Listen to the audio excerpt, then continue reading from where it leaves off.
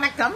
இன்னைக்கு நம்ம இந்த வீடியோல கேபிட்டல் பட்ஜெட்டிங் சாப்டர்ல நெட் பிரசன்ட் வேல்யூ மெத்தட்ல ரெண்டு ப்ராப்ளம் போட்டு பார்க்க போறோம். ஏற்கனவே நம்மோட சேனல்ல நெட் பிரசன்ட் வேல்யூ கான்செப்டோட ஒரு வீடியோ போட்டிருக்கேன். ப்ராப்ளம் சால்வ் பண்ணி ரெண்டு வீடியோஸ் அப்லோட் பண்ணியிருக்கேன். அப்போ இன்னைக்கு நம்ம போட்டு பார்க்கக்கூடிய ப்ராப்ளம் இம்பார்ட்டன்டா அப்படின்னு கேட்டீங்கன்னா கண்டிப்பா important problem. Net present value மெத்தட்ல ப்ராப்ளம் சால்வ் பண்றது ரொம்பவே ஈஸி.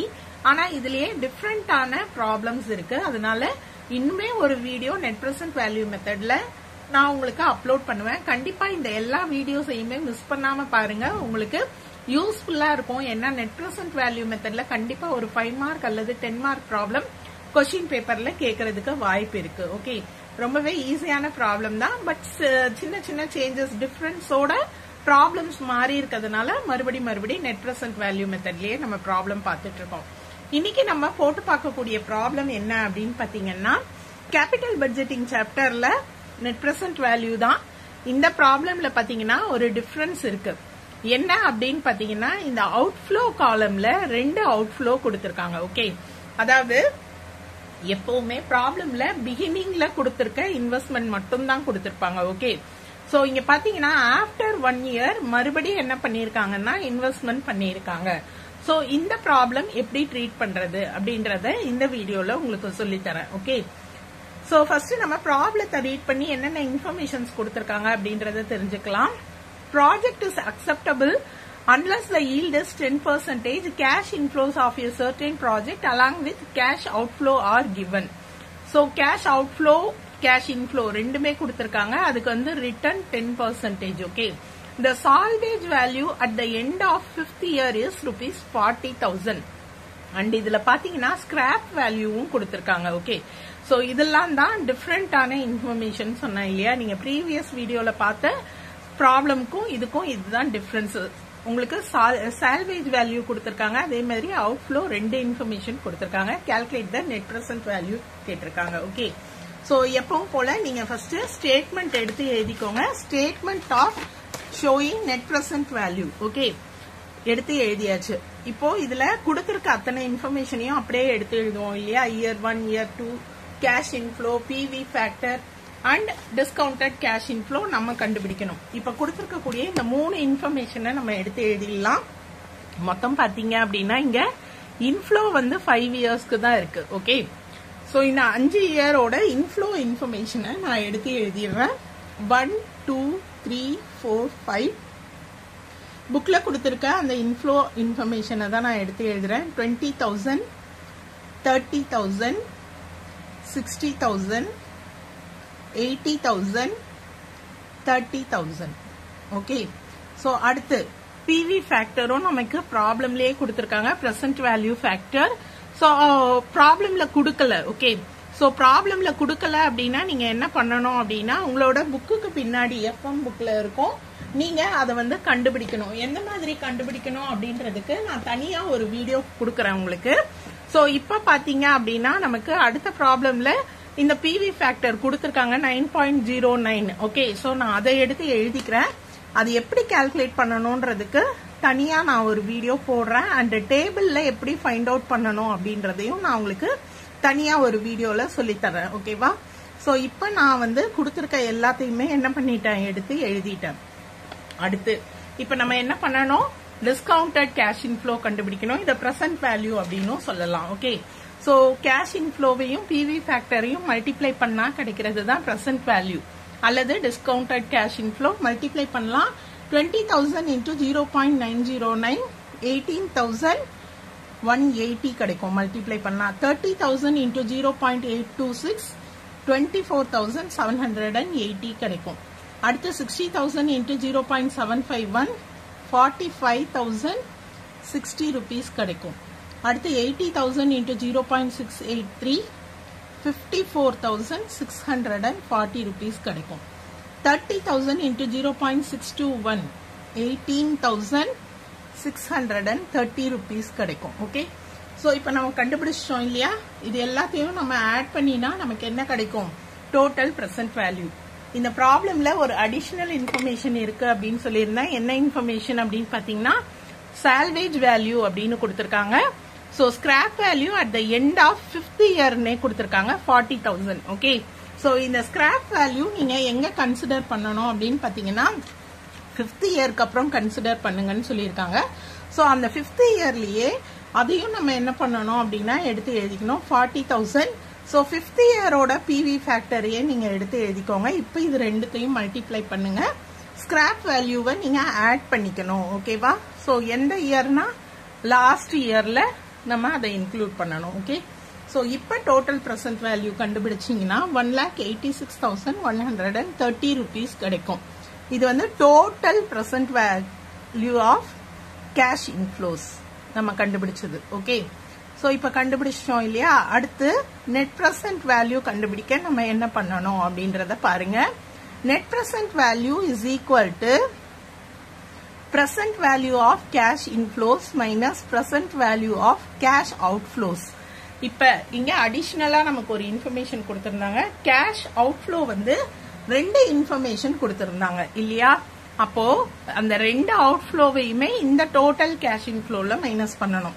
இப்ப நமக்கு கொடுத்திருக்கிறதுல பாருங்க, பிகினிங் இயர்ல வந்து 1,50,000 இல்லையா? சோ அந்த 1,50,000க்கு எந்த PV ஃபேக்டரும் கிடையாது. அதே அமௌண்ட் தான். பிரசன்ட் வேல்யூன்றது பிரசன்ட் வேல்யூ தான். So 1 rupee is 1 rupee. Okay, அடுத்து பாத்தீங்கன்னா செகண்ட் இயர்ல 30,000 இன்வெஸ்ட்மெண்ட் பண்ணிருக்காங்க. சோ இது நெக்ஸ்ட் இயர் இல்லையா? சோ 1 இயர் முடியும் போது இன்வெஸ்ட்மெண்ட் பண்ணிருக்காங்க. அப்ப இன்னைக்கு அதோட வேல்யூ என்னன்னா ஆஃப்டர் 1 இயர் என்ன PV ஃபேக்டர் 0.909 இதோட வேல்யூவை நீங்க கண்டுபிடிச்சுக்கணும். ஓகே, சோ 1 இயர் கழிச்சு அப்படின்றதுனால பிரசன்ட் வேல்யூ கண்டுபிடிக்கிறோம். இப்ப இது ரெண்டுத்துக்கும் வேல்யூ கண்டுபிடிப்போம் இல்லையா? 1,50,000 into 1,50,000 plus 30,000 into 0.909 நீங்க மல்டிப்ளை பண்ணீங்கன்னா 27,270 கிடைக்கும். ஓகே, சோ இப்போ 1,50,000 27,270 ஆட் பண்ணிக்கோங்க. ஆட் பண்ணி இதால என்ன பண்ணணும்? நம்ம மல்டிப்ளை பண்ணணும். ஓகே, சோ ஆட் பண்றேன் நான். 1,50,270 இல்லையா? சோ ஆட் பண்ணீங்கன்னா 1,77,270 கிடைக்குது. ஓகே, சோ இப்போ மைனஸ் பண்ணலாம். மைனஸ் பண்ணா நமக்கு என்ன அமௌண்ட் கிடைக்குதுன்னு பாத்தீங்கன்னா 8,860 rupees. இதுதான் நெட் பிரசன்ட் வேல்யூ. சோ இந்த ப்ராப்ளம்ல எக்ஸ்ட்ரா அடிஷனலா நீங்க என்ன தெரிஞ்சுக்கிட்டீங்கன்னா, இந்த ஸ்கிராப் வேல்யூ கொடுத்திருந்தா அதை கடைசி இயர்ல இன்க்ளூட் பண்ணோம். அதை தெரிஞ்சுக்கிட்டீங்க. அடிஷனலா அவுட்ஃப்ளோ கொடுத்திருந்தாங்க அப்படின்னா அதுக்கு வந்து பிரசன்ட் வேல்யூ கண்டுபிடிச்சு ஆட் பண்ணி அதுக்கப்புறம் மைனஸ் பண்ணணும். ஓகே, சோ இந்த ப்ராப்ளம் புரிஞ்சிருச்சா? அடுத்து நெட் பிரசன்ட் வேல்யூல நான் உங்களுக்கு ஒரு இம்பார்ட்டன்டான இன்ஃபர்மேஷன் சொல்லணும். என்ன இன்ஃபர்மேஷன் அப்படின்னு பாத்தீங்கன்னா, இதுவரைக்கும் நம்ம பார்த்த ப்ராப்ளம் எல்லாத்துலயுமே கேஷ் இன்ஃப்ளோ அப்படின்ற இன்ஃபர்மேஷன் மட்டும் தான் கொடுத்திருந்தாங்க. ஓகேவா? நீங்க பே பேக் பீரியட் நடத்தும் போது பார்த்திருப்பீங்க வீடியோல. அதே மாதிரி ஆவரேஜ் ரேட் ஆஃப் ரிட்டர்ன் நடத்தும் போதும் பார்த்திருப்பீங்க. நம்ம வந்து எந்த ப்ராஃபிட்டை யூஸ் பண்ணணும் அப்படின்ற இன்ஃபர்மேஷன் அதுல கொடுத்திருப்பாங்க. இப்ப பே பேக் பீரியட்ல நீங்க எந்த ப்ராஃபிட்டை யூஸ் பண்ணணும்னு பாத்தீங்கன்னா profit after tax before depreciation. Okay, average rate of ரிட்டர்ன்ல பாத்தீங்கன்னா ப்ராஃபிட் ஆஃப்டர் டாக்ஸ் யூஸ் பண்ணுவோம். இப்ப நெட் பிரசன்ட் வேல்யூல நீங்க எந்த ப்ராஃபிட்டை யூஸ் பண்ணணும்னா profit after tax before depreciation. Okay, so pay back பீரியட்லயே இதை நான் எக்ஸ்பிளைன் பண்ணியிருக்கேன். ஒரு முறை எக்ஸ்பிளைன் பண்ணிட்டு நம்ம அடுத்த ப்ராப்ளம் பார்க்கலாம். ஏன்னா கேஷ் இன்ஃப்ளோ வந்து இந்த ப்ராஃபிட்டை நம்ம கண்டுபிடிச்சிட்டு அதுக்கப்புறமா போடுற மாதிரி இருக்கும். அதனாலதான் நான் டிஃப்ரெண்டான ப்ராப்ளம் அப்படின்னு சொன்னேன். ஓகே, சோ இப்ப ப்ராஃபிட்ல என்ன ma'am after depreciation before tax இதெல்லாம் சொல்றீங்க அப்படின்னா, இது வந்து இந்த கான்செப்ட புரிஞ்சுக்கோங்க. இந்த ஸ்டேட்மெண்ட் உங்களுக்கு தெரியணும். ஃபர்ஸ்ட் நமக்கு பிசினஸ் ஆர்கனைசேஷன்ல கிடைக்கக்கூடிய ப்ராஃபிட் என்னன்னு பாத்தீங்கன்னா பிஃபோர் டெப்ரிசியேஷன் அண்ட் டாக்ஸ். அதாவது டெப்ரிசியேஷன் மைனஸ் பண்ணிருக்க மாட்டோம், டாக்ஸ் பே பண்ணிருக்க மாட்டோம். ஓகே, சோ அதுல இருந்து டெப்ரிசியேஷனை மைனஸ் பண்ணிட்டா, எப்பவுமே மைனஸ் பண்ணிட்டா கிடைக்கிறத ஆஃப்டர் சொல்லுவோம். இப்ப அடுத்த வேர்டை பாருங்க, profit after depreciation before tax. இன்னும் நம்ம டாக்ஸ் பே பண்ணல. ஓகேவா? சோ இந்த பிஃபோர் இங்க ஆஃப்டர் ஆயிடுச்சு. அடுத்து நம்ம டாக்ஸும் பே பண்ணிடுறோம். சோ இது வந்து profit after depreciation after tax. அதனால ஒரே வார்த்தையில ஆஃப்டர் டாக்ஸ் எழுதியாச்சு. நான் இப்போ உங்களுக்கு என்ன சொன்னேன் அப்படின்னா, நம்மளோட நெட் பிரசன்ட் வேல்யூ மெத்தட்ல எந்த ப்ராஃபிட்டை நீங்க யூஸ் பண்ணணும்னா profit after tax before depreciation use பண்ணணும். ஓகே, இப்ப நம்ம கண்டுபிடிச்சது என்னது? Profit after tax. Before depreciation நம்ம கண்டுபிடிக்கணும். ஓகே, சோ ஏற்கனவே டெப்ரிசியேஷன் மைனஸ் பண்ணிட்டோம், ஆஃப்டர் கிடைச்சிருச்சு. அப்ப நம்ம என்ன பண்ணணும்னா லெஸ் பண்ணினா கிடைக்கிறது ஆஃப்டர், அப்ப ஆட் பண்ணினா கிடைக்கிறது என்னது? பிஃபோர். ஓகேவா? சோ இத நல்லா புரிஞ்சுக்கோங்க. ஃபர்ஸ்ட் நம்ம டெப்ரிசியேஷனை மைனஸ் பண்ணி ஆஃப்டர் டாக்ஸ்லாம் கண்டுபிடிச்சிட்டு மறுபடியும் தான் இந்த டெப்ரிசியேஷனை ஆட் பண்ணணும்.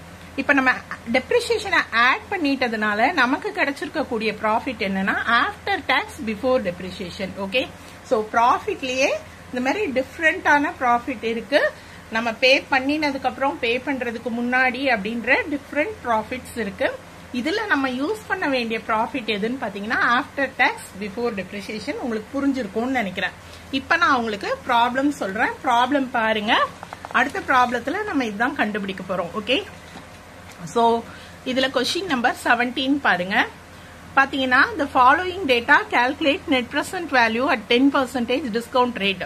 செகண்ட் மெத்தட் நான் இப்போ சொல்லி தரல. ப்ராஃபிட்டபிலிட்டி இண்டெக்ஸ் நம்ம அடுத்த வீடியோல தான் பார்க்க போறோம். Okay, so net present value மட்டும் பார்ப்போம். இப்ப நமக்கு என்னென்ன இன்ஃபர்மேஷன் கொடுத்திருக்காங்க பாருங்க. Cost of machine 50,000, life 5 years, tax rate 50%, method of depreciation வந்து ஸ்ட்ரெயிட் லைன் மெத்தட், SLM அப்படின்னா straight line method. Okay, so இப்ப நமக்கு கொடுத்திருக்க ப்ராஃபிட் என்ன ப்ராஃபிட்னு பாத்தீங்கன்னா profit before depreciation and tax. ரெண்டுமே பிஃபோர். நான் சொன்னேன் இல்லையா இந்த ஸ்டேட்மெண்ட்ல profit before depreciation before tax. அப்ப நம்ம இந்த ப்ராப்ளம்ல இத கண்டுபிடிச்சிட்டு தான் என்ன பண்ண முடியும்? நெட் பிரசன்ட் வேல்யூ கண்டுபிடிக்க முடியும். அதனாலதான் நான் இந்த ப்ராப்ளம் உங்களுக்கு போட்டு காட்டுறேன். இப்ப பாத்தீங்க அப்படின்னா பிவி ஃபேக்டரும் நமக்கு கொடுத்துட்டாங்க இந்த சம்ல. சோ எப்படி நம்ம ப்ராப்ளம் சால்வ் பண்ணணும்னு தெரிஞ்சுக்கோங்க. ஃபர்ஸ்ட் வந்து நம்ம ஸ்டேட்மெண்ட் ஷோயிங் கேஷ் இன்ஃப்ளோஸ் அப்படின்னு கேஷ் இன்ஃப்ளோஸ் எடுத்து எழுதிடலாம். ஓகே, அதாவது ப்ராப்ளம்ல கொடுத்திருக்கக்கூடிய கேஷ் இன்ஃப்ளோஸ். ப்ராப்ளம்ல நமக்கு என்னென்ன கேஷ் இன்ஃப்ளோஸ் கொடுத்திருக்காங்க? 10,000, 11,000, 14,000 இல்லையா? சோ நான் இதை இப்ப எடுத்து எழுதுறேன். ஃபர்ஸ்ட் இயர்ல 10,000, 11,000, 14,000, 15,000, 25,000. ஓகே, சோ இதெல்லாம் எடுத்து எழுதினதுக்கு அப்புறம் நம்ம டெப்ரிசியேஷன் மைனஸ் பண்ணணும். டெப்ரிசியேஷன் மைனஸ் பண்ணோம்னா டெப்ரிசியேஷன் அமௌண்ட் நமக்கு தெரியணும் இல்லையா? அந்த டெப்ரிசியேஷன் கால்குலேஷனுக்காக தான் நமக்கு என்ன கொடுத்திருந்தாங்க அப்படின்னா காஸ்ட் ஆஃப் மிஷினரி எல்லாம் கொடுத்திருந்தாங்க. ஓகேவா? சோ இப்ப பாத்தீங்க அப்படின்னா டெப்ரிசியேஷன் கண்டுபிடிக்கிறதுக்கு ஃபார்முலா என்ன? Cost of machinery minus scrap value divided by estimated life. இதுதான் என்னது டெப்ரிசியேஷனோட ஃபார்முலா. ஸ்ட்ரெயிட் லைன் மெத்தட்னா எல்லா இயருமே என்ன வரும்? ஒரே டெப்ரிசியேஷன் அமௌண்ட். சோ நம்ம ஒரு முறை தான் கண்டுபிடிக்க போறோம். நமக்கு ப்ராப்ளம்ல காஸ்ட் ஆஃப் மிஷினரி கொடுத்திருக்காங்க 50,000. ஓகே, எஸ்டிமேட்டட் லைஃப் என்ன கொடுத்திருக்காங்க? 5 years. ஸ்கிராப் கொடுக்கல, அதனால நம்ம கால்குலேட் பண்ணல, எழுதல எடுத்து. ஓகே, சோ இப்போ நம்ம டெப்ரிசியேஷன் கண்டுபிடிக்கிறோம். சோ நீங்க டெப்ரிசியேஷன் கண்டுபிடிச்சீங்க அப்படின்னா எவ்வளவு டெப்ரிசியேஷன்? 10,000. ஓகே, சோ டெப்ரிசியேஷன் வந்து 10,000. இதுதான் எல்லா இயருக்குமே என்ன ஸ்ட்ரெயிட் லைன் மெத்தட் அப்படின்னு கொடுத்துட்டாங்க இல்லையா? இப்ப நம்ம என்ன பண்ணணும்? அடுத்த ஸ்டெப் டெப்ரிசியேஷனை மைனஸ் பண்ணணும் 10,000. ஓகே, சோ எல்லாத்துல இருந்துமே நான் 10,000 மைனஸ் பண்றேன் கேஷ் இன்ஃப்ளோல இருந்து. அடுத்து பாத்தீங்கன்னா இத மைனஸ் பண்ணா என்ன ஆன்சர் கிடைக்குது பாருங்க. இங்க 1,000 rupees கிடைக்கும், இங்க 4,000, 5,000, அடுத்து 15,000, 25,000ல 10,000 போச்சுன்னா. ஓகேவா? ஓகே, சோ டெப்ரிசியேஷன் மைனஸ் பண்ணதுக்கு அப்புறம் நம்ம என்ன பண்ணணும்? டாக்ஸ் மைனஸ் பண்ணணும். ப்ராப்ளம்ல டாக்ஸ் பெர்சன்டேஜும் கொடுத்திருக்காங்க 50%. 50% அப்படின்றது என்னன்னா இங்க இருக்கிறதுல பாதி அமௌண்ட் இல்லையா? டாக்ஸ் வந்து 50%. சோ ப்ராஃபிட்டே இல்லைன்னு போது இங்க டாக்ஸ் கிடையாது. ஓகே, சோ அடுத்து இங்க 1,000ல 50% எவ்வளவு? 500. 4,000ல 50% 2,000. அடுத்து இங்க பாத்தீங்க அப்படின்னா 5000 5000ல 50% எவ்வளோ 2500. அடுத்து 15000ல பாதி 7500. ஓகே, சோ இப்போ நம்ம என்ன பண்ணணும் அப்படின்னா மைனஸ் பண்ணணும். இங்க ரெண்டுமே நில். 1000ல 500 போச்சுன்னா 500, 4000ல 2000 மைனஸ் பண்ணா 2000, 5000ல 2500 மைனஸ் பண்ணா 2500, 15000ல 7500 7500. இப்போ அடுத்த ஸ்டெப் என்ன பண்ணணும்னு சொன்னேன், டெப்ரிசியேஷன் மைனஸ் பண்ணுங்க, டாக்ஸ் மைனஸ் பண்ணுங்க, அடுத்து மறுபடி டெப்ரிசியேஷன் ஆட் பண்ணுங்க. டெப்ரிசியேஷன் நம்ம கண்டுபிடிச்சோம் இல்லையா, எவ்வளவு கண்டுபிடிச்சோம், எல்லா இயருக்குமே 10,000.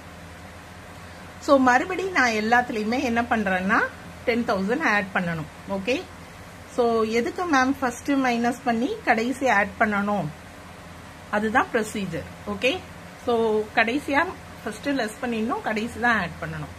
இப்ப இது ரெண்டையும் ஆட் பண்ணினா 10,000, இது ரெண்டையும் ஆட் பண்ணினா 10,500. இந்த அமௌண்ட் ரெண்டையும் ஆட் பண்ணுங்க, சோ 12,000. ஓகேவா, சோ இந்த ரெண்டு அமௌண்ட்டையும் ஆட் பண்ணா 12,500. இங்க ஆட் பண்ணீங்கன்னா 17,500. இதுதான் வந்து profit after tax before depreciation. அதாவது நம்ம கேஷ் இன்ஃப்ளோ அப்படின்னு சொல்லுவோம் இல்லையா, ப்ராப்ளம்ல நமக்கு தேவை இந்த கேஷ் இன்ஃப்ளோ தான். Profit return, cash inflow, earnings எல்லாமே ஒண்ணுதான். இயர்னிங்ஸ்னாலும் உங்களுக்கு வந்த வருமானம் தான், கேஷ் இன்ஃப்ளோனா பணம் உள்ள வருது, ப்ராஃபிட்னாலும் பிசினஸோட ப்ராஃபிட் தான், எல்லாமே ஒண்ணுதான். சோ இந்த profit after tax before depreciation தான் நம்ம ப்ராப்ளம்ல யூஸ் பண்ண வேண்டிய கேஷ் இன்ஃப்ளோ. ஓகே, சோ இப்போ நம்ம ப்ராப்ளம் போடலாமா? சோ ப்ராப்ளம் போடுறதுக்கு நான் இப்போ இந்த ஸ்டேட்மெண்ட் ஷோயிங் நெட் பிரசன்ட் வேல்யூன்னு எடுத்து எழுதியிருக்கேன். ஃபர்ஸ்ட் நம்ம என்ன எடுத்து எழுதணும், ஆஸ் யூஷுவல் இயர் எடுத்து எழுதணும். அடுத்து கேஷ் இன்ஃப்ளோ நம்ம இப்ப கண்டுபிடிச்சோம் இல்லையா, அதை எடுத்து எழுதணும். இது வரைக்கும் நமக்கு கொடுத்துட்டாங்க, இப்போ நம்ம எடுத்து எழுதணும் கண்டுபிடிச்சது. ஓகே, பிவி ஃபேக்டர் உங்களுக்கு 10%, அதுவும் ப்ராப்ளம்லயே கொடுத்துட்டாங்க.